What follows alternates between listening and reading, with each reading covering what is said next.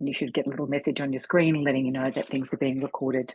So the first thing I'd like to do is to thank you for uh, being willing to postpone by a week. I'm hoping some more people will join us, but as I said, it's being recorded, so this will be okay. And we've got a small intimate group, so you can ask all the questions that you want tonight. Got lots of time.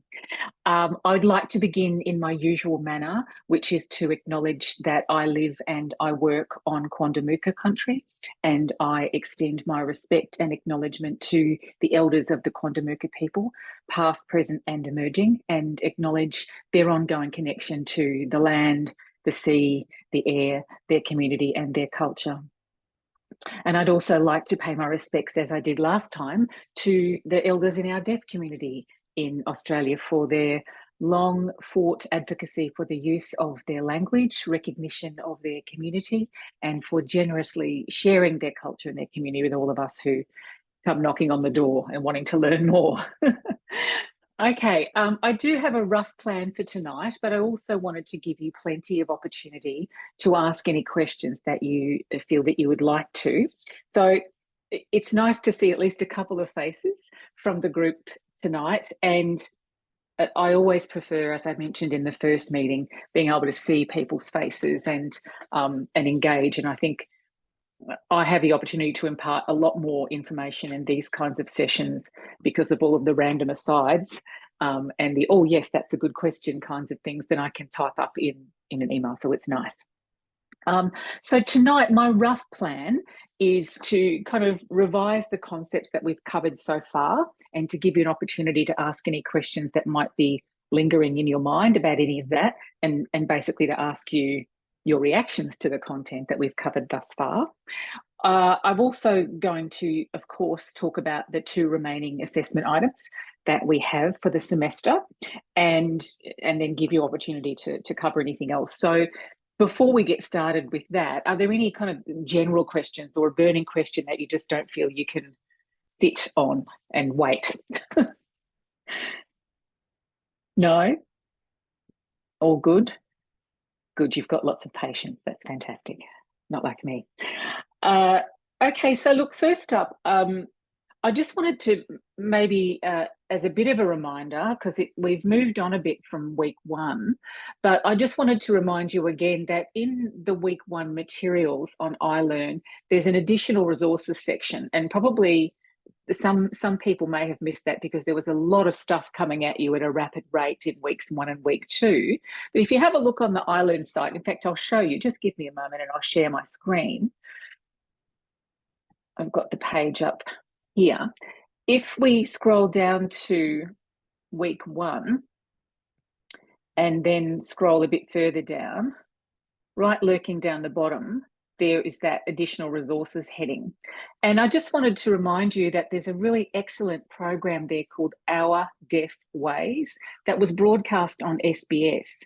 And that little link there, that URL takes you to the SBS On Demand website where you can access, I think there's 7 or 8 episodes. And it's brilliant because it's about deaf people sitting and having a yak to each other about their culture and about their community. And it's completely accessible for people who don't use sign language. And it's just a fantastic series that's quite recent. It was only made a short time ago and went to air. So I just wanted to bring that to your attention in case that's been missed in the melee that's been the first 2 weeks of semester. And along with that, another really great program that's been added to since I added that link is, you know, there have been a series called Humans of New York and Humans of Various Places. Well, this is the deaf community slant on that. It's called Humans of the Australian Deaf Community. And back in week 1, there was only 1 episode, but 2 more have been added since then, where again, it's just talking about members of the deaf community that demonstrate the diversity of the community. So week 1, for example, was a deaf queer artist from Adelaide talking about their life. And they've, I think the latest episode is a deaf female sports person talking about her life and her experience. And she comes from overseas. And so had the experience of coming and learning a different culture and a different language here. So I just wanted to highlight that in case it got lost, because they're brilliant resources not only for you, but for students potentially, if you're looking for things that will expose kids to more parts of deaf culture and the deaf community. I'd highly recommend them. And those links, as I said, the Humans of Australian Deaf Community, as more episodes are added, that URL will take you to the place where they are. So it takes you kind of to the homepage, and then you can see all the episodes after that. So just wanted to make sure that everyone's aware that those are there, because I think they're fantastic. Really, really good resources of deaf people chatting to each other, and we get to sit back and we don't eavesdrop, we eye drop on those conversations. And yeah, they're brilliant. So just wanted to make you aware of those. That's the first thing. And you probably all would have realised, because I sent an announcement out, that all of the quiz 1 responses have been marked. Everybody passed. So I'm delighted about that. All 46 people passed. And everyone did really, really well. I was really impressed by some of the answers, the short answer questions that people gave there in really creative ways, particularly around that question around how to foster understanding of deaf gain in a high school. What kinds of things would you do in that kind of environment? How could you make that happen? There were a couple of questions that tricked people up, and obviously I'm not going to say who, and I don't even know if it was any of you because it's been a while since I marked them now. There was one particular question about the status of Auslan and New Zealand Sign Language and what that status is, and a couple of people messed that up. And you would see the correct answer now upon reflection. So in Australia, the government has recognised Auslan as a community language, and at policy level, certainly around states, there are policy statements that say if somebody requires access to an interpreter in any language, then they'll get it. But in Australia, Auslan's not enshrined in the Constitution as a constitutional right, if you like, whereas it is in New Zealand. It's recognised as one of New Zealand's community languages. English, Te Reo Māori, and New Zealand Sign Language, which is quite something to actually have that kind of recognition. So that was one thing that some people just didn't quite get that right. And also the question around how sign languages develop. So the correct answer to that one is naturally, when deaf people get together, and they evolve and change over time, rather than, I think some people chose the answer that was, they get created by teachers and then get disseminated to the deaf community. So just wanted to put that on record, if you like, since this is being recorded. So while we're talking about the quiz, are there any things that you wanted to clarify about the quiz questions or any of the content we've covered thus far?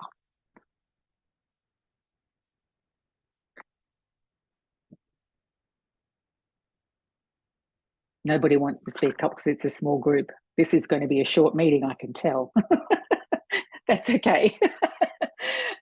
So it's time for me to ask you some questions, I guess, and to do a bit more reflecting. The concept of deaf gain, that's the one that was thrown at you straight up, from the get-go, that this idea about deaf gain. And so I wanted to kind of pose the general question is, how are you feeling about the prospect of maybe some of the deaf or hard of hearing students that you may work with now or into the future? Do you feel as though you've got a handle on how you might be able to make them aware about deaf gain? How are you feeling about your understanding and level of comfort with the concept of deaf gain?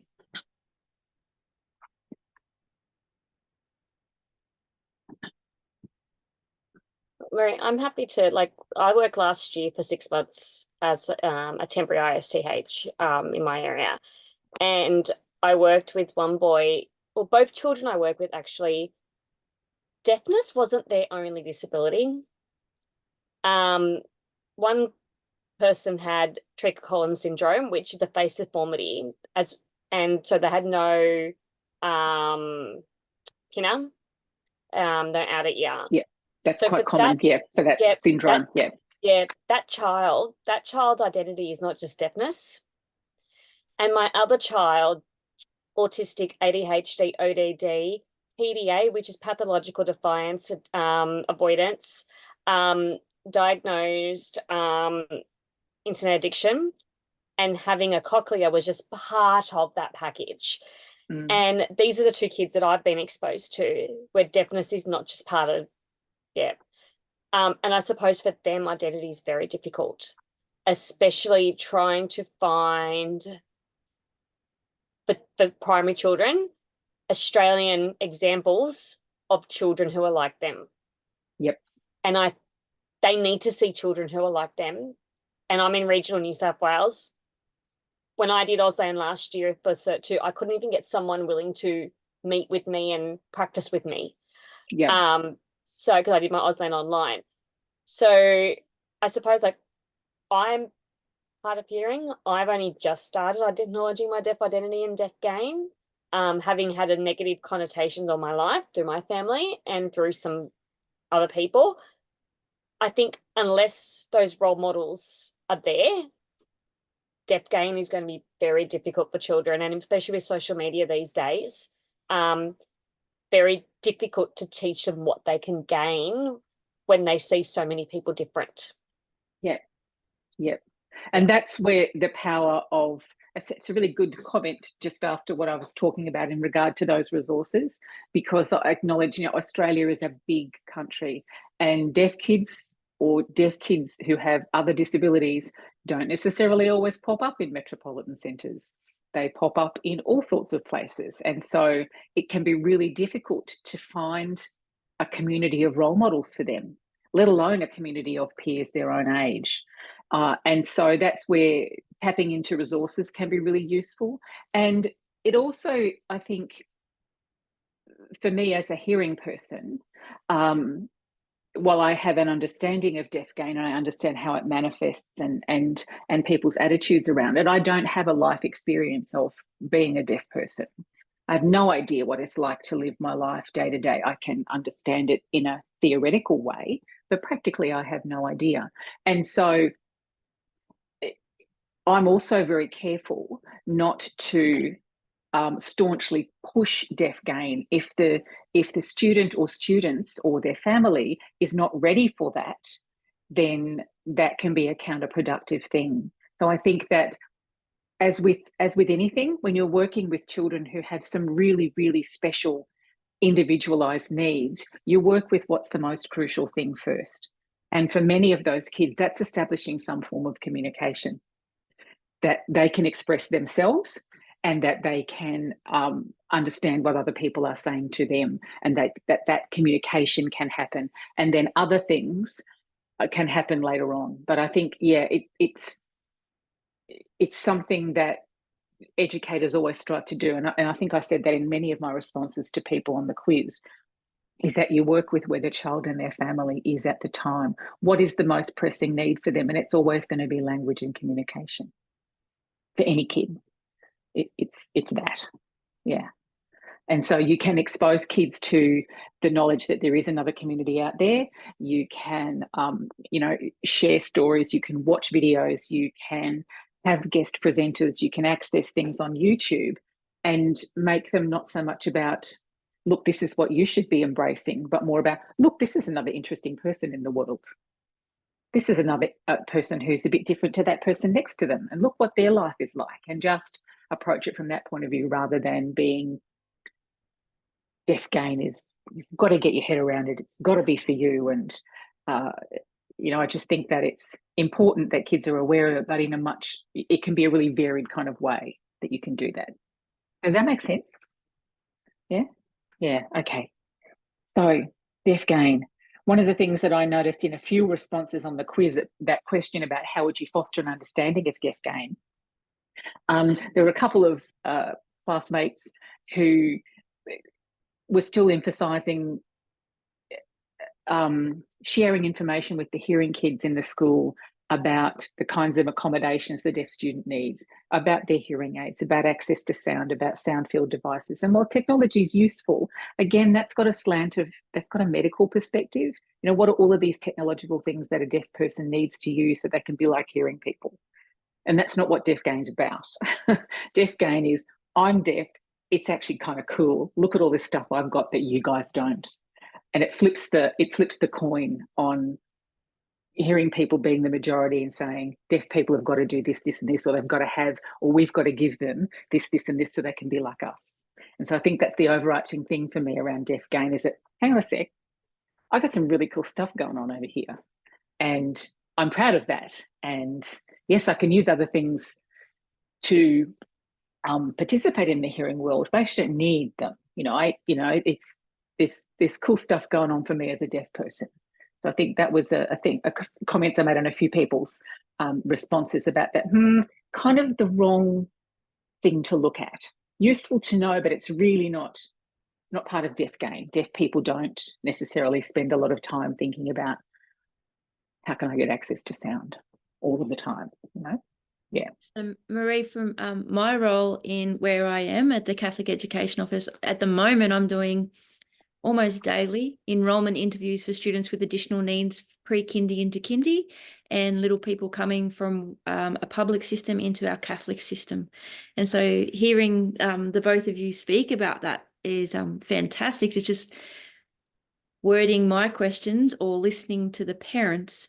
Just at the moment, I don't have many young people who are hard of hearing. I have one young person. He is way out west who is deaf-blind. That was a catastrophic medical event. So he's in year 5, just gone into year 6 actually.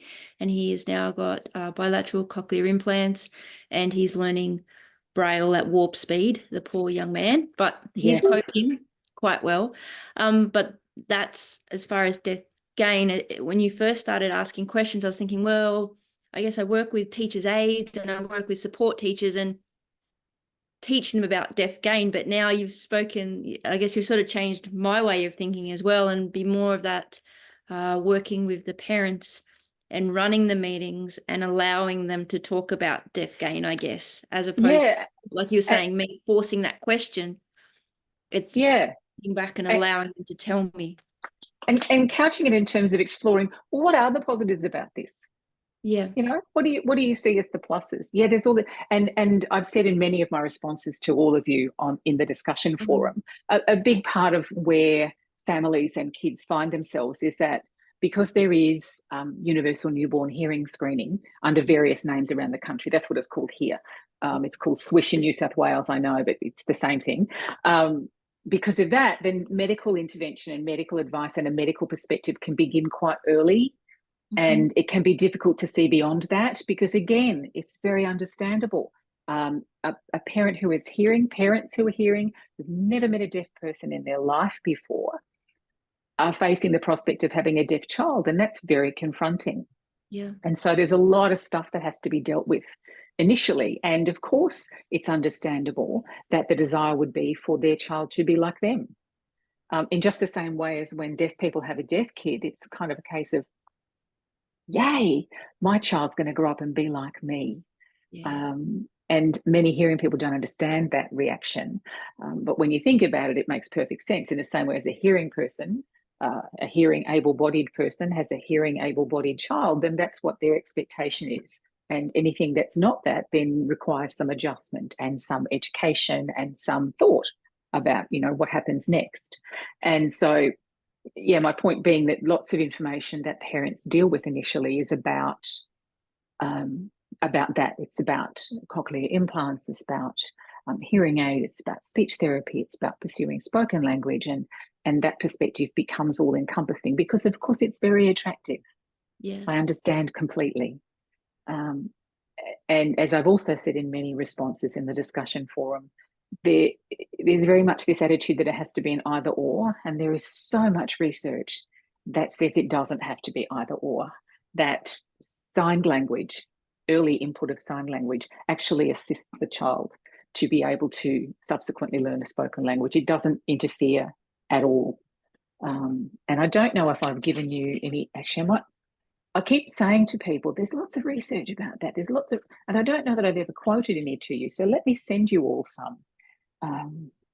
Because I think that might be really useful.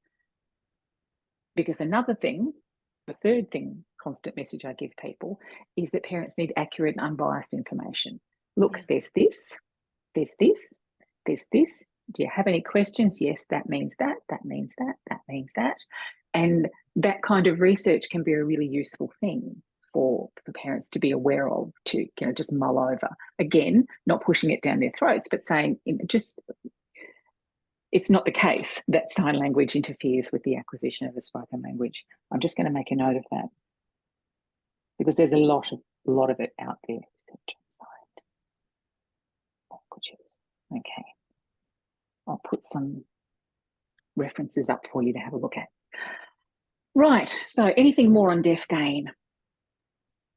Interesting you mentioned the swish, Marie. And I wish I was able to copy the video. So last year on my Cert 2 Auslan course, there was actually a video, a dramatization of deaf parents who gave birth to a hearing baby and wanted to turn the baby deaf. And it showed the reactions. And I wish, like, it was loaded into the system, so I couldn't borrow it. But I'm like, it's such a great blip of perspective. And get you to think about it. Okay, yeah, what if that they would have their own challenges too? Yeah, and that's what often happens. Deaf people don't, by and large, have deaf kids. Some do, but often they don't. And that's how we come to have coders, you know, a child of deaf adults. Most deaf people, when they have babies, when they have kids, have hearing kids. Yeah. Okay, so I wanted to ask you then, we spent a couple of weeks looking at the history of deaf education, and again, lots of names, lots of time periods, lots of history thrown at you. And we've looked at the way that phases of history have repeated. Deaf people were in, deaf people were out, deaf people were in, deaf people were out. Did you have any kind of observation about that, or was there anything about that that you found new or interesting, or what was your reaction to that information?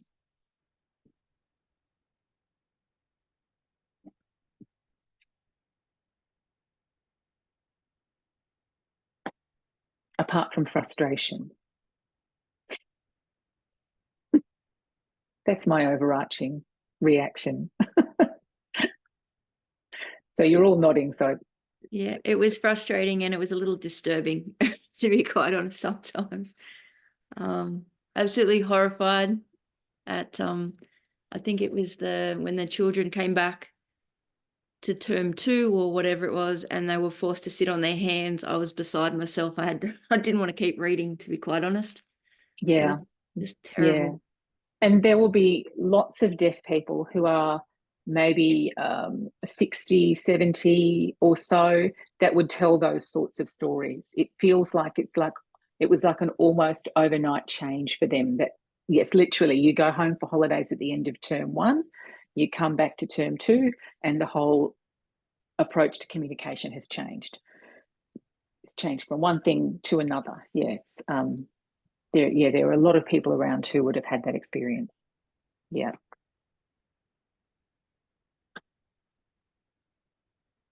Okay. The end of that first chunk of information, we talked a whole lot about communication options, and we've talked about that a little bit in our discussions already. Has that, I'm guessing I want to get a sense of, has that information helped you feel as though you're more confident in working with parents, more confident in being able to give parents information about communication options?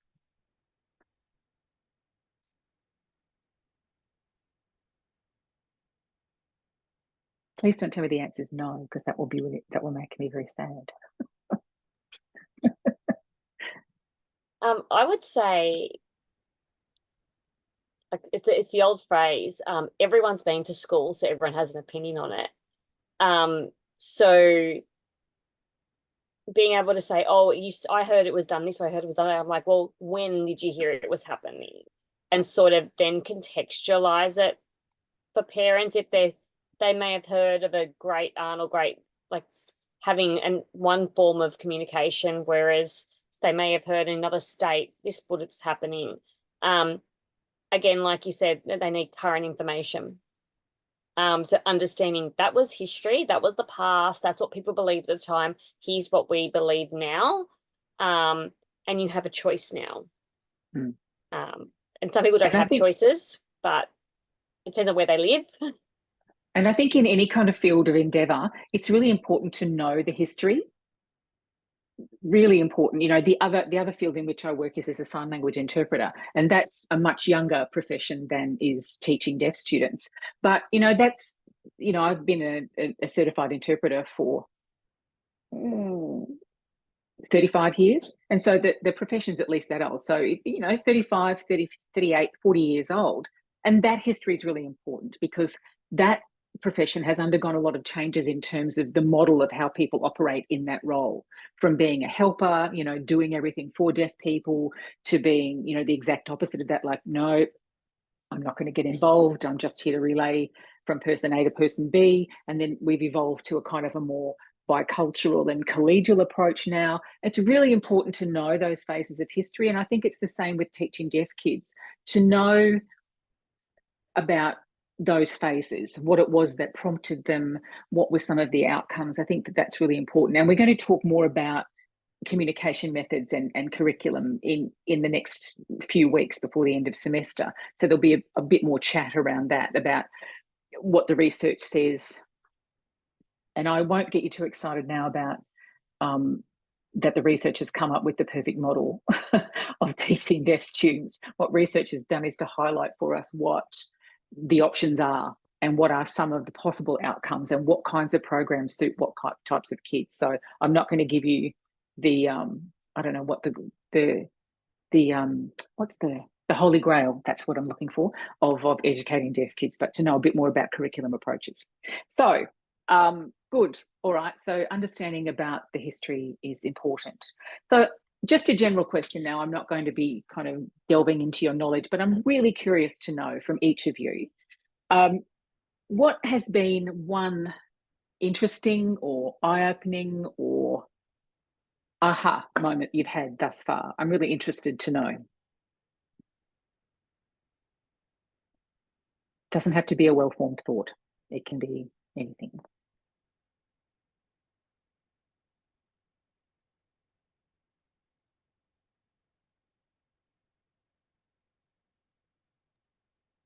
Mine has been the feminist in me, and I can't remember her name. What's her name again? Oh, Sigourney. Sigourney. And her role and the way that she then got put on the back burner of history, other people taking credit for what she started. That was interesting for me. Yeah. And I would love to share her story with a friend of mine called The History Detective. She just wrote a story about historical women in history who got put on the back burner. So I'm going to share her story with her. Excellent. And go, she's one that we need to highlight. Yep. She needs to be celebrated. Good. Yeah. Okay, great. Who's going to be next?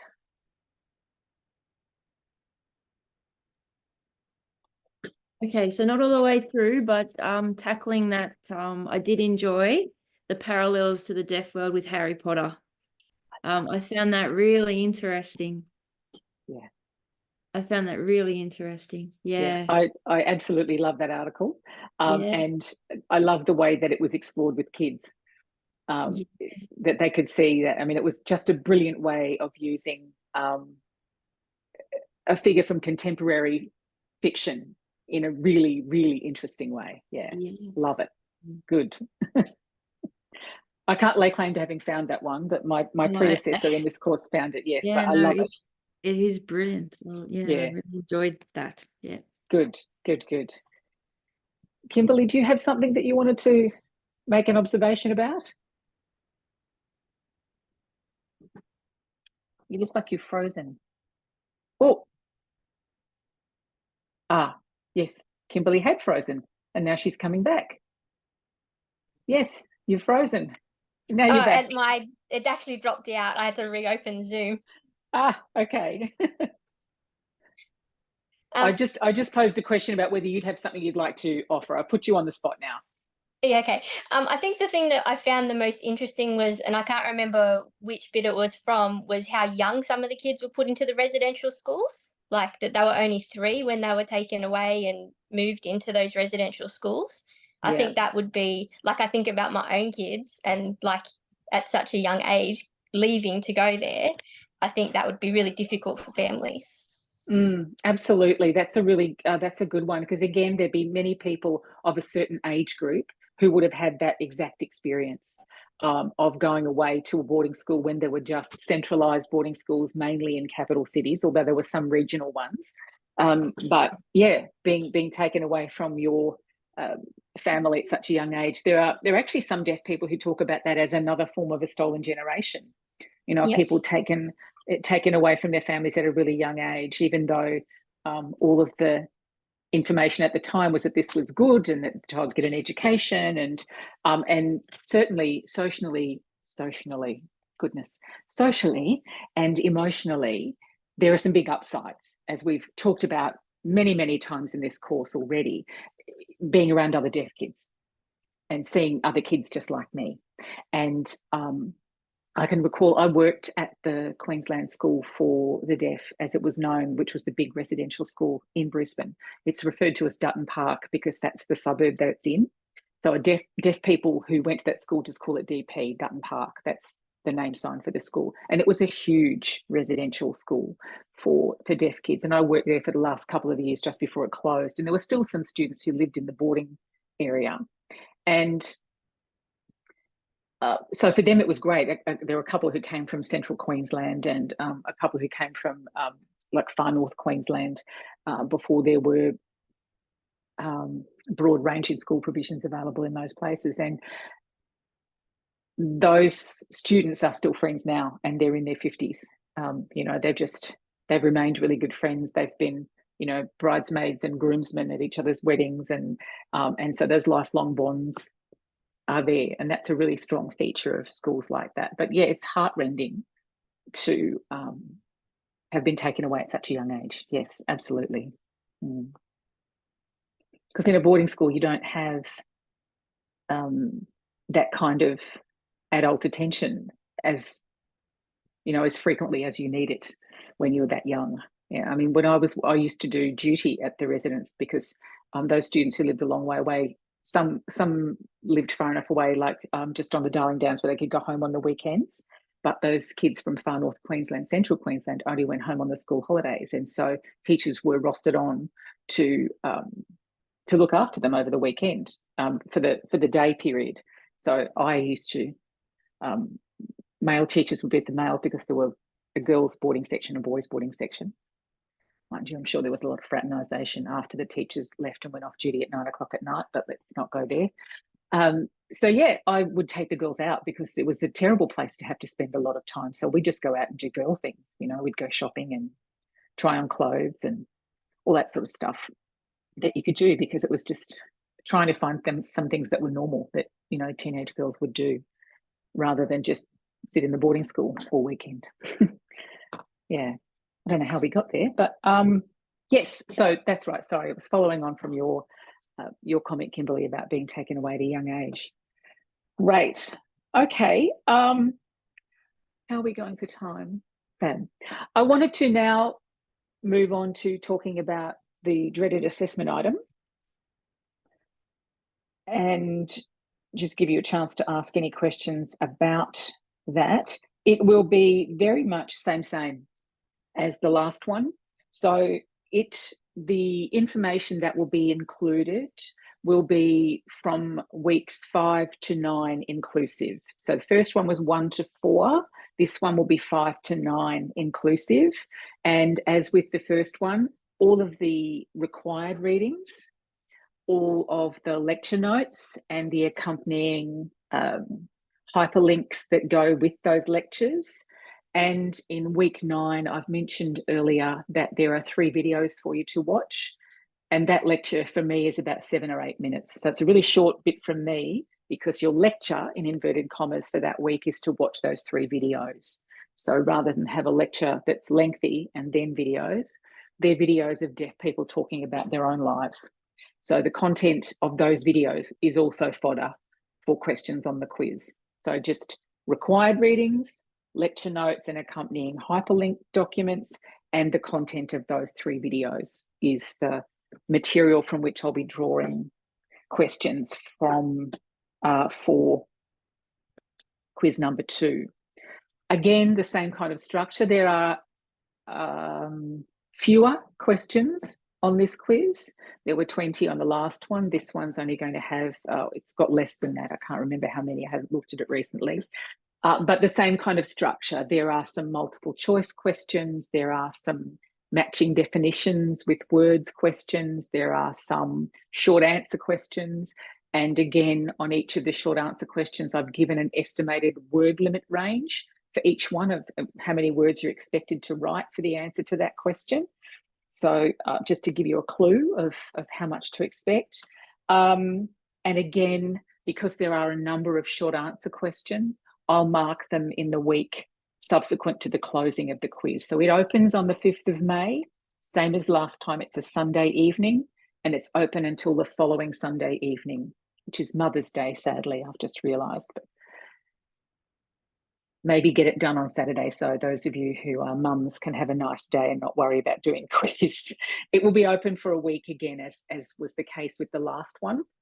So as I said, everything's very much same in terms of the way it looks, in terms of the way it operates. There are, again, a set of instructions at the beginning, and I'd encourage you to read them again very carefully to make sure you're clear on what you need to do in answering the quiz. You can save your answers, go back in and out a couple of times if you want, in order to get it all done. And a reminder, which is also in the instructions, don't press check, and make sure that you submit.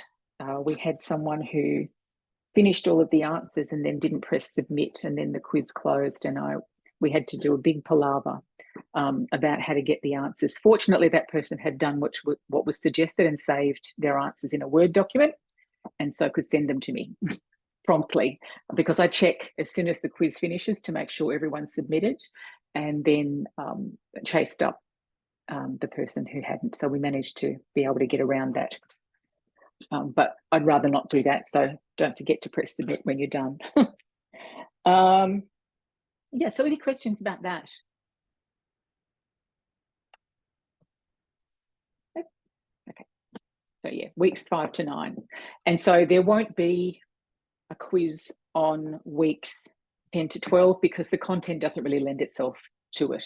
We're talking about curriculum approaches, we're talking about reasonable adjustments, we're talking about the sorts of modifications you can put in place, so it doesn't lend itself to that. And you've got assessment item number 3, which is your essay anyway. So once you've done quiz 2, that's it. You can then focus your efforts on assessment item number 3, which is the next thing that I wanted to talk about tonight. Again, just a reminder, I hope you've at least selected a person that you're going to interview. And in an ideal world, you would have completed your interview or be pretty close to that. I'm not going to ask you to tell me. I'm not even going to look at your faces at the moment. But time is moving on. You know, we are midway through semester, and I know from having done research that involved interviews that the interview is the easy part. The analysis of the interview will take you longer than you think. So just wanted to, again, put that reminder out there. I'm just going to turn my desk light on. There we go. I can see a bit better now. So I mentioned in our first Zoom session that for people who are just not able to find a person who is suitable to interview, that I have a written interview record that can be made available for people to use for the purposes of analysis. And so we'll put on the record, because this is being recorded, I'm going to open that up for people tomorrow. So I'm just going to show you, if you're a person for whom that is a consideration, I'm just going to show you on our iLearn site. If you go up to the assessments tab, so that's where you would have found quiz number 1, quiz 2, which is hidden from you at the moment, and the place where you submit your analysis essay, instructions, marking rubric, etc.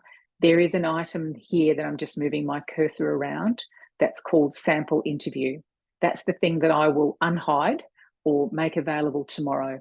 And that's, as I mentioned, an interview with a deaf person that can be used for the purpose of analysis, if that's what's needed. So that's where you'll find it, under the assessment tab, right down the bottom. And in talking about that, again, I'd encourage everyone to go to that assessment tab, to relook at the rubric that I've put in place that's been available since week 1, get a really good sense of the elements that I'm looking for. You know, make sure you have an introduction, make sure that you have a conclusion, make sure that you are linking what it is that you learn from your interviewee to the content that we've covered in the unit. So we do have another meeting, as you know. We've got one that's 2 weeks before that assessment item is due, so I can handle any last minute questions people might have. But I'd really, again, stress, please don't leave doing your interview till just before then. It really needs to be nailed in the next little while. You know, if it hasn't already been, really need to get on top of that. And again, the interview doesn't have to be 2 hours long. You can just reflect on the content we've covered so far, look at a couple of things that you might be interested in. And again, I would point you towards the assessment instructions, where there are some suggestions of questions that you might want to ask. And where the interview goes is largely dependent upon the person that you talk to. You might find something really interesting in a response that they give you.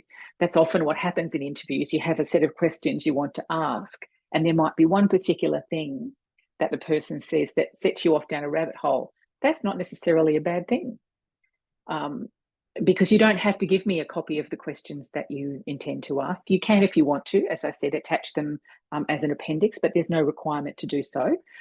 So it's really just about you finding out interesting things about that person's life, about their experience of being deaf, about their experience of education or employment, if there's someone who is of employable age. And then reporting back on that. What did you find from that person? How does that sit with the literature that we've covered in the unit so far? You know, deaf gain might be a concept you want to explore with that person, because you might know, for example, that they're really all over it.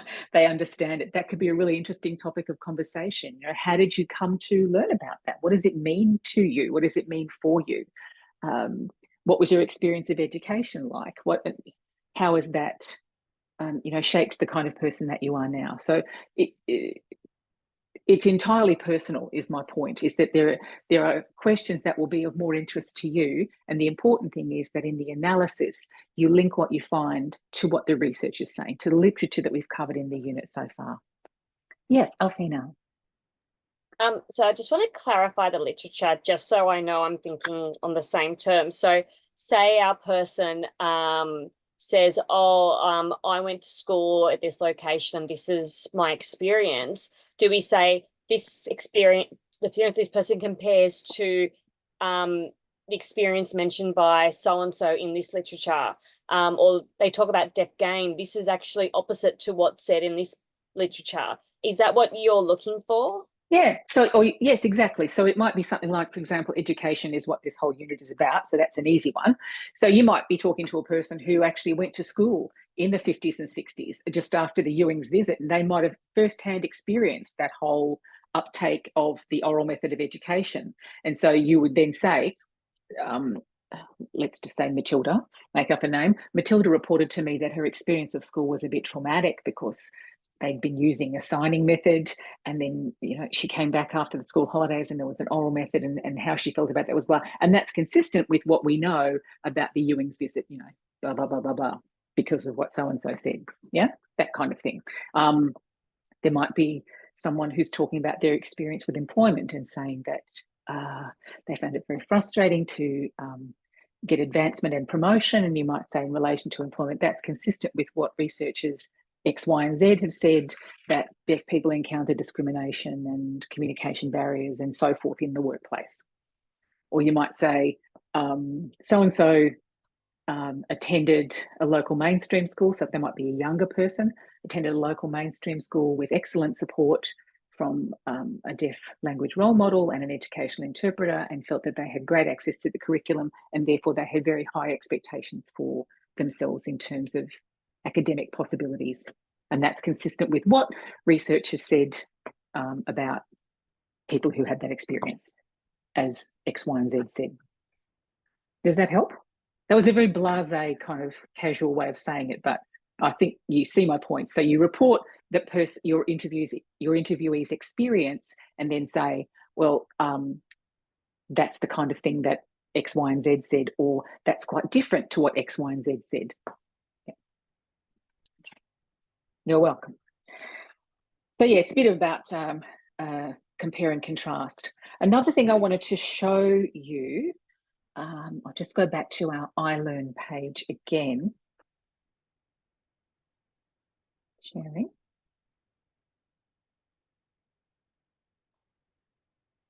Oh. Okay. Right. Down again, we're in the assessments section.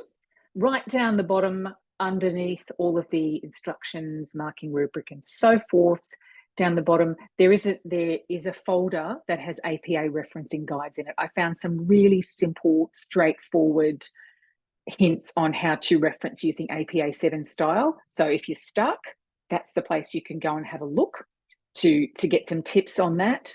And the other thing, the reason I look surprised is that I had put in there, but it seems to have disappeared.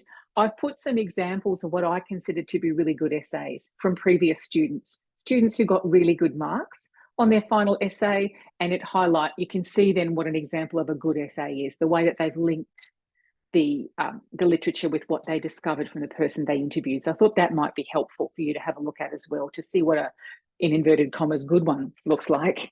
So I'm just going to make a note to put that folder back in there.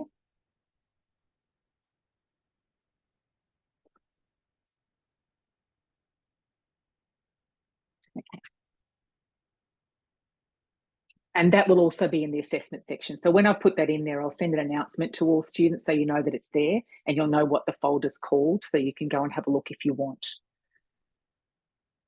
I find that useful if I'm having difficulty trying to interpret what a marking rubric means for me as a student. Sometimes just reading an example of a good one helps. Go, oh, so that's the way you cite another person's work, or oh, that's the way you link those two things together. Oh, okay, that's really helpful. So what I'm trying to do there is just to give you as many options as possible to be able to help you do the work.